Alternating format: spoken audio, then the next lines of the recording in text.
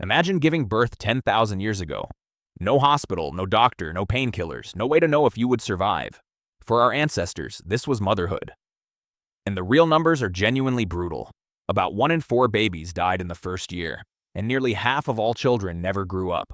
Half of them gone before adulthood. Every birth could also kill the mother. It was among the most dangerous things she did. Yet women faced it again and again. You exist because they kept surviving it. So what was that brutal reality truly like? Start with the hardest moment of all. For humans, birth itself is uniquely dangerous, far harder than it is for other animals. A price our species alone fully pays. And the reason is hidden in your own body. Long ago, our ancestors stood up to walk. Walking upright reshaped the human hips. It narrowed the birth canal into a tight ring, a trade-off for walking on 2 legs. But at the same time, our brains grew. Babies' heads became larger and larger, holding our growing, hungry brains. So a big head had to pass a narrow gap. Scientists call this the obstetric dilemma. The baby is almost too big to fit. It is one of the tightest squeezes in nature. The margin is just a few millimeters. Few animals cut it nearly this close. That made labor slow, painful, and risky. It could drag on for hours or even days. The baby could come the wrong way around. Human babies must rotate to fit through. It could get stuck on the way out. Each baby emerges facing away from the mother. With no surgeons and no medicine to help, a difficult birth could end 2 lives at once, both mother and baby lost together. 2 lives balanced on 1 hard birth. So humans did something rare in nature. We almost never give birth alone. Most animals deliver their young by themselves, but a human mother needed other hands. Other women would gather to help her. A circle of mothers, aunts, and sisters, holding, guiding, and steadying the birth. This is called cooperative assisted birth. It is nearly unique to our species. Most mammals simply give birth alone. Even with help, birth was a gamble.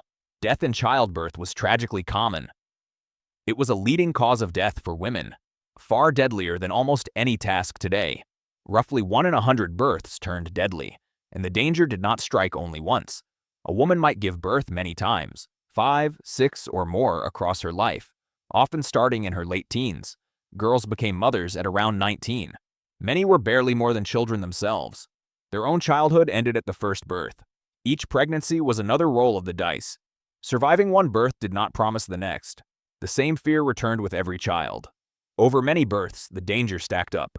For most of her life, she was at risk. Pregnant or nursing year after year. Her body rarely got a single season off. But the danger of birth was only the start. Between babies, there was almost no rest. A mother worked from dawn until dark, and her labor was punishingly hard. We know this from her actual bones. Scientists scanned ancient women's arm bones, then they compared them to modern athletes. The result was genuinely astonishing. These women had incredibly strong arms, stronger than elite university rowers today, women who train and row twice a day, by up to 16% for their size. A real, measurable gap in the bone, and nearly 30% stronger than students. So where did that fierce strength come from? Much of it came from grinding grain. They knelt and crushed it between 2 stones, a flat grinding stone called a saddle quern, pushed back and forth for endless hours.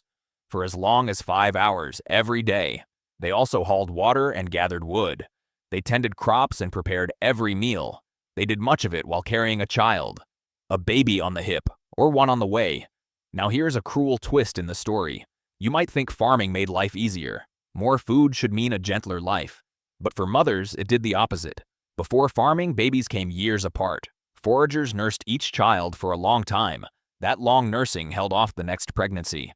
Constant feeding quietly paused her cycle, so births were spaced 3 or 4 years apart. Some foragers waited nearly 4 years. It gave a mother's body time to recover. Then farming changed everything. Settled life and grain meant more steady food. Mothers could wean their babies sooner, so the births came faster, every 2 years. Fertility jumped sharply upward. Each woman now bore far more children, more births packed into the same years. It set off an ancient baby boom. More children than ever before. But more births meant far less rest. More pregnancies meant more danger.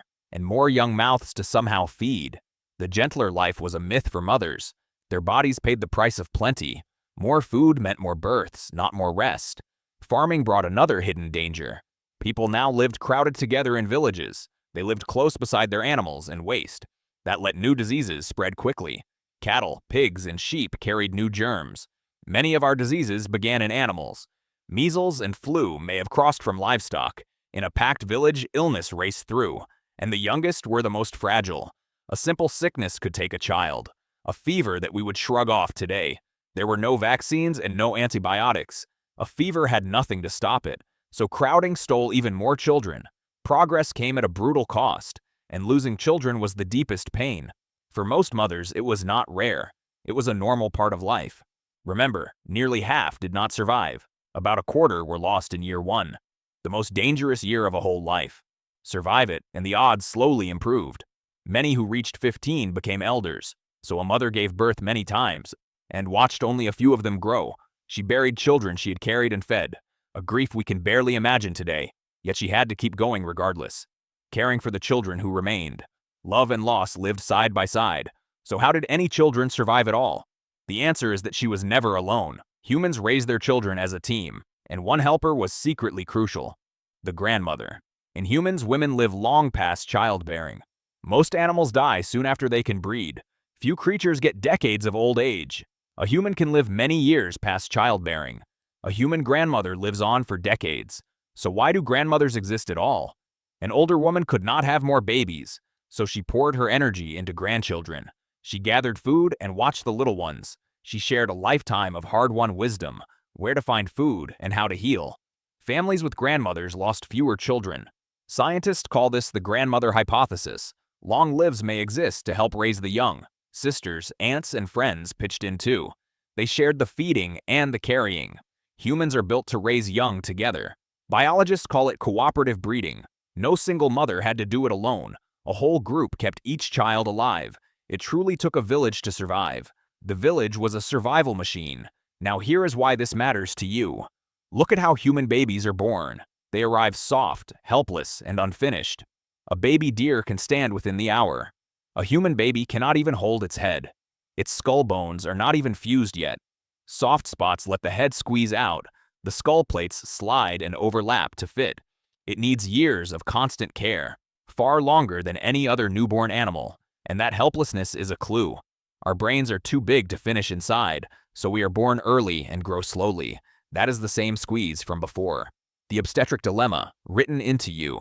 You were once that fragile, helpless baby, kept alive by a mother who would not quit. Now picture your family tree. Every branch runs through a mother. Every one of them survived childbirth, at least long enough to pass on life. Each ancestor was a baby who beat the odds. A near 50-50 coin flip, won again and again. Today, that baby survives 99 times in 100. A change of almost 5,000%. An unbroken line, all the way to you. So step back and see the whole picture. Being a mother then was brutal and dangerous. It was exhausting and full of grief. Far harder than almost anything today. We forget how recent that safety really is. It arrived only in the last few lifetimes. But these women did not just suffer. They built us piece by piece. Our big brains came at their expense. Our long childhoods were paid for by their care. Our deep need for each other was forged here. We raised children together because they had to. You carry their strength in your very bones. You carry their love in how you were raised. The next time you see your mother, remember the line standing behind her. Thousands of women who survived the unsurvivable, just so that you could one day exist. That is the brutal reality they lived, and the quiet miracle they passed to you.